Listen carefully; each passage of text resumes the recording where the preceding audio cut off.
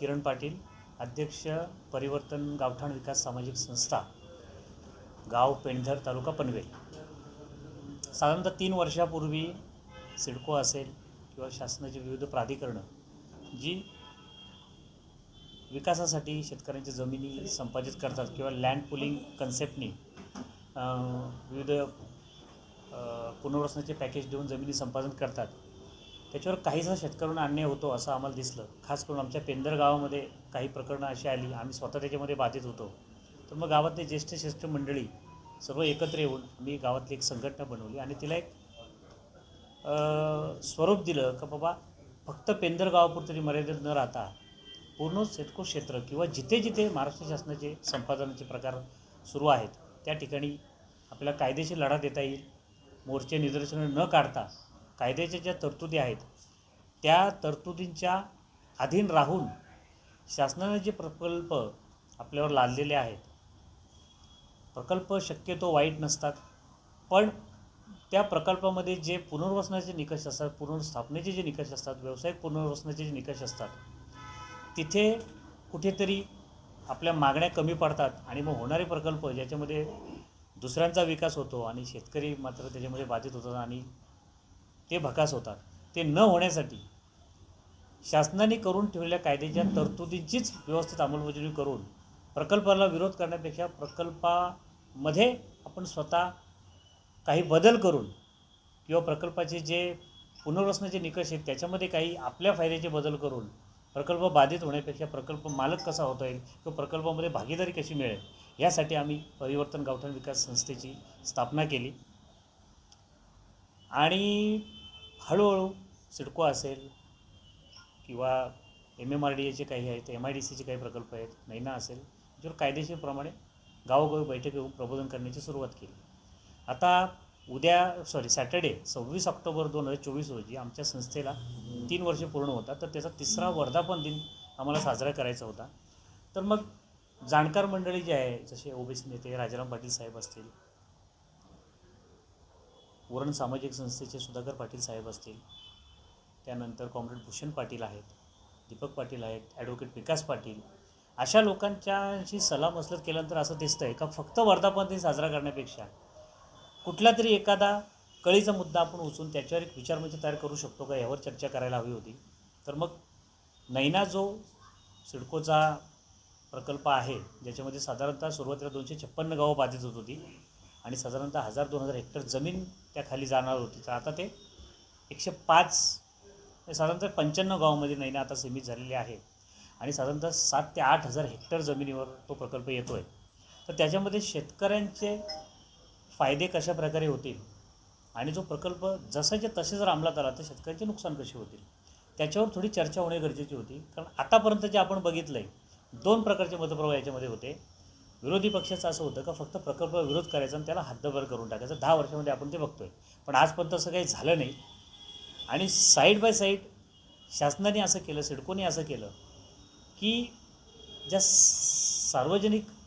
शासकीय जमिनी होत्या, गुरचरण जमीन असेल, नदीपात्राच्या जमिनी, फॉरेस्टच्या जमिनी असतील, आकारीपटच्या जमिनी असतील, ज्याची कागदोपत्री मालकी शासनाकडे होती आणि गावकऱ्यांकडनं असे कुठले ठोस प्रस्ताव गेलेले नव्हते की ह्या जमिनी आम्हाला गावठाण विस्तारासाठी किंवा आमच्या कुटुंबवाढीसाठी हव्या आहेत, त्याच्यावर असं कुठलं आरक्षण तुम्ही टाकू नका, अशा प्रकारचे फक्त पत्र गेले असतील. पण ठोस विधिमंडळामध्ये मागण्या असतील किंवा हायकोर्टमध्ये एखादी पेटिशन असेल, म्हणजे थांबवण्यासाठी कुठली कृती झाली नाही. त्यामुळं महसूल सचिवाच्या थ्रू बोला किंवा कलेक्टरच्या थ्रू सर्व शासकीय जमिनी, भले त्यांच्यावर गावकऱ्यांचा ताबा होता, शेती करत होती, घरं होती, तरीसुद्धा त्या सर्व जमिनी साधारणतः टोटल नैना क्षेत्राच्या 20-25% त्या जमिनी होत्या, त्या सरसकट सिडकोच्याकडे वर्ग झाल्या. त्यानंतर काही जमिनी खाजगी होत्या, पण त्या इन्व्हेस्टर्स लोकांनी, भांडवलदार लोकांनी विकत घेतल्या होत्या कवडी मोलाने.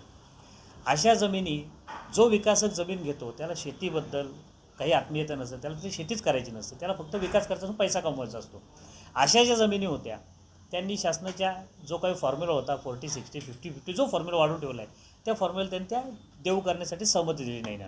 त्याच्यामुळं टोटल 100%पैकी 60-70% जमिनी ऑलरेडी शासनाकडं जवळजवळ गेलेल्या आहेत. मात्र राहिलेल्या जमिनी ज्या आहेत त्या निव्वळ स्थानिक शेतकऱ्यांच्या आहेत.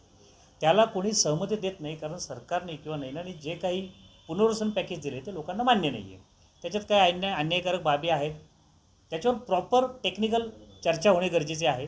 ती करण्यासाठी वर्धापन दिनाच्या दिवशी आम्ही असं ते आयोजन केलेलं आहे. सगळ्यात महत्त्वाचं म्हणजे हा निवडणुकीचा हंगाम आहे आणि प्रत्येक उमेदवार म्हणजे हे यामध्ये शेतकरी कामगार पक्षाची सातत्याने या नैना प्रकल्पाच्या विरोधात भूमिका होती.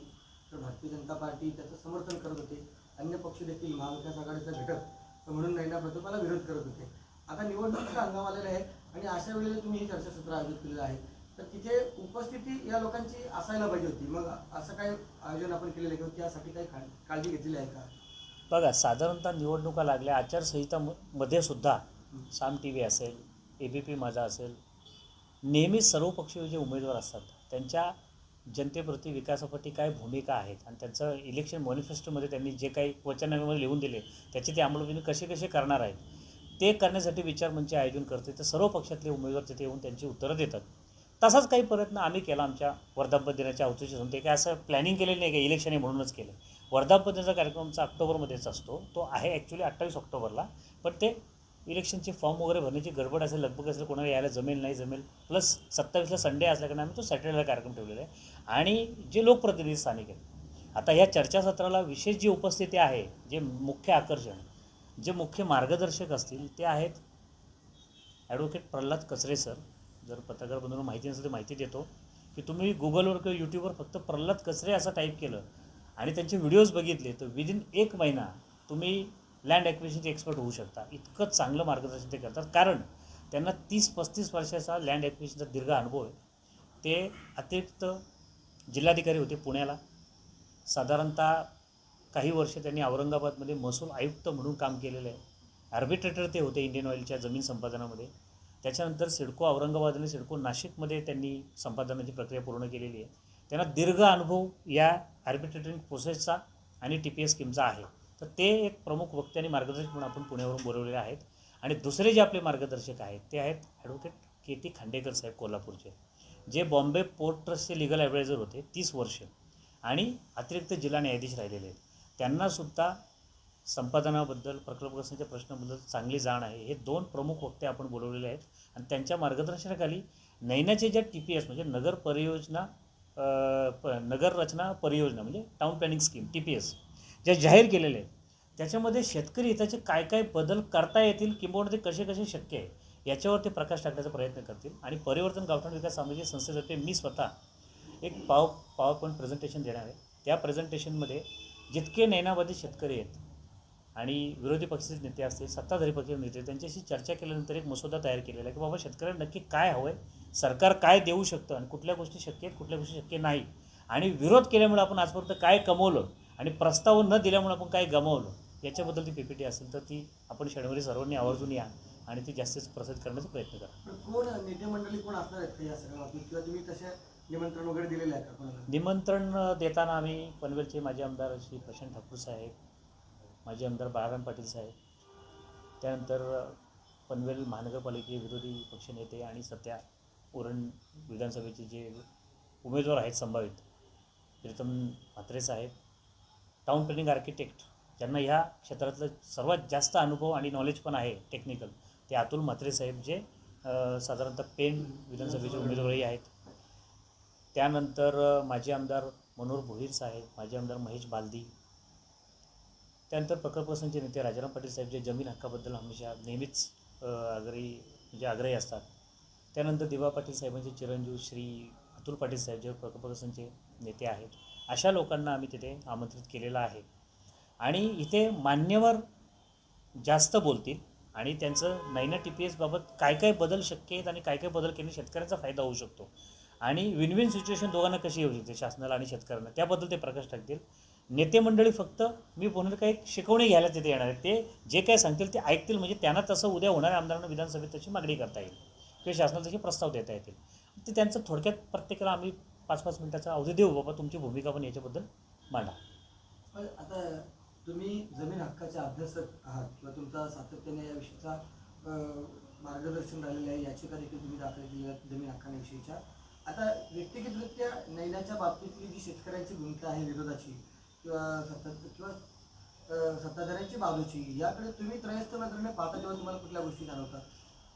बघा, परिवर्तन गावठाण विकास सामाजिक संस्थेच्या मार्फत आम्ही उरणच्या मुळेखंडपासून केगावपासून तर तुतूम, चिर्ले, घोट, करंजाडे, शिवकर भरपूर ठिकाणी अशा गावसभा आयोजित केल्या, मोठ्या मोठ्या मिटिंग्स घेतल्या, चावडीवरच्या सभा घेतल्या आणि लोकांचं प्रबोधन करण्याचा प्रयत्न केलं का शासन जेव्हा विकासाची योजना घेऊन येते. आता एवढं तर नक्की आहे का आपला जो पनवेल, उरण आणि पेणच्या अलीकडचा जो पट्टा आहे, तिसरी मुंबई, ह्याच्यापुढे लोक शेती कंटिन्यू करतील असं दिसत नाही आहे.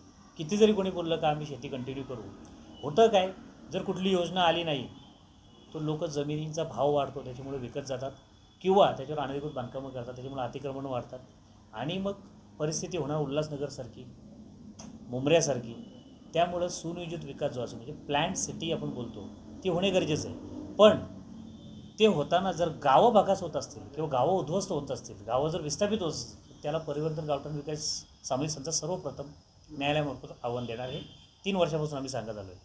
म्हणून ह्याच्यावर जर तोडगा काढायचा असेल तर प्रकल्पाला विरोध करून आपलं नुकसान करून घेण्यापेक्षा आलेल्या प्रकल्पामध्ये जी त्यांनी आपल्याला निकष दिले का तुम्हाला एवढे एवढे पैसे मिळतील किंवा इतक्याचा भूखंड मिळेल, असा FSI मिळेल, त्याची आपली सरकारने त्यांची जी स्कीम बनवलेली आहे त्याच्या उलट विरोध करण्यापेक्षा आपण आपली स्कीम बनवायची, सरकारला द्यायची की ह्याच्यामध्ये आम्हाला एवढंच मिळते, आम्हाला एवढं एवढं पाहिजे. त्याचं पत्र देऊन, मोर्चे काढून, उपोषणाला बसवून, निदर्शनं करून नाही, प्रॉपर ड्राफ्ट करा, हायकोर्टमार्फत टाका किंवा विधिमंडळामध्ये आपले जे प्रतिनिधी असतात. आता 2.5 वर्ष महाविकास आघाडीसुद्धा सरकार होती, त्यावेळेसुद्धा 2 आमदार महाविकास आघाडीचे होतेच विधानभवनामध्ये, त्यांनीसुद्धा अशा मागण्या करायला पाहिजे होत्या. अजूनही वेळ गेलेली नाही आहे. पण जर विरोधाचीच भूमिका शेवटपर्यंत ठेवली तर नक्कीच नुकसान होईल.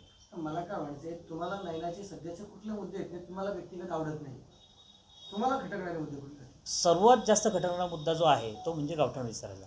कारण जी चूक 1970 साली सिडकोकडनं झाली, साधारणतः सिडकोची स्थापना 3/2/1970ला झाली आणि त्यावेळेला नवी मुंबईतल्या ठाणे आणि रायगड म्हणजे कुलाबा जिल्हा तत्कालीन 95 गावातील सर्व जमिनींना अधिसूचित करण्यात आलं, आरक्षण टाकण्यात आलं संपादनाचे.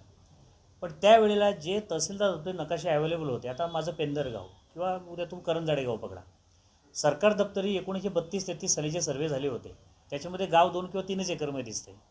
पण त्याच्यानंतर 70 साली ते गाव 10, 15, 20 एकरपर्यंत तरी पोचलं असेल, पण त्याचे पंचनामेच केले आणि डायरेक्ट मूळ गावठाणाच्या बाहेर सरसकट शिक्केमध्ये त्याचं संपादन करून ठेवलं. ते बांधकाम होतं काय ते बघितलंच नाही, म्हणजे गावठाण विस्तार केलाच नाही. 71 साली म्हणजे तसं मंत्रालयामधून तसे दोन्ही कलेक्टरांना पत्रही गेलं होतं, सामान्य प्रशासन डिपार्टमेंट, त्याची कॉपी आहे माझ्याकडं, का प्रत्येक गावाची तुम्ही सद्यस्थितीतला ताबा कब्जा बघा, स्ट्रक्चर्स बघा आणि त्याच्या बाहेरचं तुम्ही संपादन करा. पण त्यांनी तसं न करता आज नवी मुंबईमध्ये शहर विकसित झालं, पण गावांचं टायटल क्लिअर नसल्याकारणे ते अतिक्रमण दिसलं सरकारी अभिलेखावर आणि गावं आजही विकासापासून दूर राहिलेली आहे. तशी काय परिस्थिती नैन्यामध्ये होऊ शकते. उद्या शहर तर होणार, मग गावांचं काय? मग आमचा पहिला न पडणारा मुद्दा असा आहे का तुम्ही TPS स्कीम जी राबवत आहे, ठीक आहे, त्याला वेगवेगळे विरोध आहेत. मुख्य विरोध आमचा असा असेल का प्रत्येक गावातलं सद्यस्थिती झालेलं ताबा कब्जा, जिथपर्यंत गाव वाढले तिथपर्यंत तुम्ही सीमांकन करून घ्या गावकीचं, म्हणजे त्या गावाचं, आणि सीमांकन करून गावठाण विस्तार केल्यानंतर त्याच्या बाहेर तुमची टाउन प्लॅनिंग स्कीम राबवा. हा पहिला मुद्दा आहे जो आम्हाला अजिबात म्हणजे पटला आहे, पण ती नाही करायला तयार नाही आहे. त्यांनी जुन्या नकाशावरच डायरेक्ट प्लॉटिंग करायला सुरुवात केली. त्याच्यामुळे प्रॉब्लेम असा झाला आहे का समजा एखाद्या माणसाचं 10 गुंठ्याचं शेत असेल गावाच्या बाहेर, मग त्याच्यामध्ये 3 गुंठ्यामध्ये तो ऑलरेडी बांधकाम केलेलं असेल, चाळ असेल, गोठा असेल, घर असेल, राहिली 7 गुंठे जमीन. आता नैनाने काय केलं, 40%, ठीक आहे, लोकांना 50% हवे, 55% हवे, तो दुसरा मुद्दा आहे आपला चर्चेचा.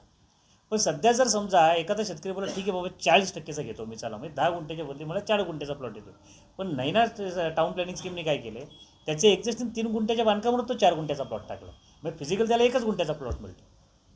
वस्तू त्याला जेव्हा CC घ्यायची असेल, बांधकाम करायचे असेल, त्यांनी ज्या बिल्डरला बांधायला दिलं ते 3 घर त्याला तोडावे लागतील. ती मग हा सर्वात मोठा अन्याय आहे. कारण गावामध्ये टाउन प्लॅनिंग अधिकारी नसतो, कोणी CC घेतलीच नाही किंवा किंबहुना शासनाची दिली नाही. कारण काही लोकांची घरं खाजगी सातबार आहेत, काही लोकांची गायरान जमिनीवर आहेत, काही लोकांची फॉरेस्ट जमिनीवर, काही लोकांची आकारीपट जमिनीवर, काही लोकांची नदीपात्रामध्ये आहेत, त्यांना CC मिळूच शकत नाही. आणि गावामध्ये टाउन प्लॅनिंगचा अधिकारीच बसलेला नसतो, त्याच्यामुळे कोणी ती परमिशन घेतली नव्हती, फक्त घरपट्टीवरच घरं बांधलीत लोकांनी.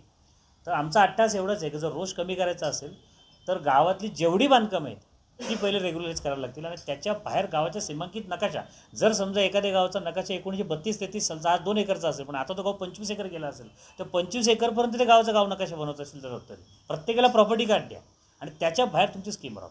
हा आमचा पहिला म्हणजे न पडणारा मुद्दा. दुसरा मुद्दा असा आहे का जे भूखंड तुम्ही देताय, पहिली गोष्ट तुम्ही ती सोडत बेडत काढून काही देऊ नका, आम्हाला फ्रीवर मालकीत द्या. ते बहुतेक मी असं ऐकलं की ते यायला तयार झालेले आहेत, पण त्याचे काहीतरी बेटरमेंट चार्जेस आणि वेगवेगळे डेव्हलपमेंट चार्ज घेत आहे. हा पण थोडासा अन्यायाचा मुद्दा आहे. कारण जमीन तुम्ही कायमस्वरूपी घेता शेतकऱ्यांची 1 रुपयाने देता, त्याच्याबद्दल जो 40% किंवा 50% जो काही भूखंड देत आहे तो तरी कमीत कमी फ्री ऑफ चार्ज शेतकऱ्याला मिळाला पाहिजे. आणि तो फ्री होल्ड मालकीचा काय लाईफ टाईम मिळाला पाहिजे. 12.5% सारखे ते भाडेपट्ट्यावर आम्ही घेणार नाही, त्याचे चार्जेससुद्धा शेतकऱ्यांनी भरायला नाही पाहिजे, असं आमचं वैयक्तिक मत आहे. हा दुसरा मुद्दा. तिसरा मुद्दा असा आहे का तुम्ही जर समजा शेतकऱ्याची जमीन आज घेताय तर त्याला तुम्ही भूखंड किती वर्षात, त्याची काही टाऊन बंड काही तुमच्याकडे लिमिट आहे का? किती वर्षांत देणार का? 30 वर्ष 12.5%च्या प्लॉटसाठी शेतकरी चक्रा मारतोय आजही, तसे चक्रा मारायला लावणार आहात. भूमीन त्याला तुम्ही आज करताय, तो भूखंड त्याची टाऊन बंड एक आम्हाला एक ॲग्रीमेंटमध्ये जसं ड्राफ्टिंग करून पाहिजे, किंवा तुम्ही 5 वर्षात देणार का 6 वर्षात देणार. भले तुम्ही तो प्लॉट जरी नाही दिला आम्हाला फिजिकली, कमीत कमी त्या प्लॉटचं इरादापत्र आम्हाला लगेच पाहिजे. जर माझी 1 एकर जागा असेल एखाद्या गावामध्ये, ती सरेंडर करतो मी 40%मध्ये, तर मला 16 गुंठ्याचा प्लॉट आहे ना, तो कुठल्या सेक्टरला भेटेल, किती मीटर रोडला भेटेल, त्याचा एरिया किती असेल, क्षेत्र किती असेल, त्याच्यानंतर त्याला FSI किती असेल, या सगळ्याचा लेखाजोखा मला सेम डे भेटलं पाहिजे. बार्टर सिस्टीम, ज्या दिवशी मी जमीन हस्तांतरण करतो त्याच दिवशी मला लेआउटवर तरी प्लॉट मला त्याचा ताबा मला मिळाला पाहिजे. हे आमचा तिसरा मुद्दा आहे. आता त्या दिवशी मान्यवर येतील, म्हणजे जे आता तुम्ही सांगितलं की आमदार प्रशांत ठाकूर आहेत, बाळराम पाटील आहेत, प्रीतम म्हात्रे, ती सगळी मंडळी, यांची त्यावेळची नक्की भूमिका काय असणार आहे? आता विरोधी पक्षांची भूमिका 10 वर्षापासून विरोधातच तसं होती. नाही, म्हणजे तिथे त्यांचा रोल काय असणार आहे त्यांचा रोल असा असेल सागर की त्याच्यावर आम्ही जे प्रेझेंटेशन दाखवू त्याच्यामधून काही त्यांना पॉझिटिव्ह पॉईंट्स वाटले, त्यांनी ते नोट डाऊन करून घ्यावे. नंतर आपले जे मार्गदर्शक आहेत प्रल्हाद कचरे सर, खांडेकर सर, ते काही मार्गदर्शक तत्त्वे सांगतील, त्याचा त्यांनी एक संच बनवावा. आणि मग त्यांना जेव्हा बोलण्याची संधी मिळेल तेव्हा त्यांनी त्या 5-10 मिनिटांमध्ये त्यांची एक्झॅक्टली नैनाबद्दल काय भूमिका असेल ती जाहीर करावी. म्हणजे मतदारांनाही त्याचा फायदा होईल आणि प्रकल्पग्रस्तांनी कळेल का बाबा काय केलं नाही आपला फायदा आहे. 10 वर्षापासून विरोध करतो, विरोधच करत बसायचं की बाबा आता आपण आपल्या फायद्याचे बदल करून त्याच्यामध्ये आपल्याला बाधित होण्यापेक्षा प्रकल्पामध्ये भागीदारी कशी मिळवता येईल ह्याबाबत त्यांनी सर्वांचं मनोगत व्यक्त करावं अशी त्यांची भूमिका असेल. निवडणुकीच्या या सगळ्या पार्श्वभूमीवरच ही सभा आहे, तर तुम्हाला काय वाटतं त्याचा काय फायदा होईल का? म्हणजे निश्चितच, कारण आता जे लोकप्रतिनिधी आहेत ते सगळे आता त्यांचा कालावधी संपलेला आहे आणि अशा वेळेला समजा जर हे सगळे शेतकरी असतील, त्यांची जी भूमिका आहे ती तर आता ते मांडूच शकणार नाही. म्हणजे त्यांच्याकडे ते आता राहिलेलं नाही अस्त्र, म्हणजे त्यांचं विधानसभेत किंवा विधान परिषदेत जी मंडळी असतील. आता तुम्हाला काय वाटतं या सगळ्या गोष्टीचा काय फायदा होईल का नुकसान होईल या चर्चेचा? निश्चित फायदा होईल. कारण आपली सभा जी आहे ती प्रकल्पग्रस्तांच्या नेत्यांसाठी नाहीच आहे, आपली सभा प्रकल्पग्रस्तांसाठी आहे. आपण त्यांचं प्रबोधन करण्यासाठी सभा लावलेली आहे. लोकप्रतिनिधी फक्त त्यांचं मनोगत व्यक्त करायला तिथे येणार आहेत. ते काय बोलतात, ते किती महत्त्वाचं आहे ते प्रकल्पग्रस्त ठरवतील. कुठला नेता काय बोलतो त्याच्याकडं किती लक्ष द्यायचं ते पण प्रकल्पग्रस्त ठरवतील.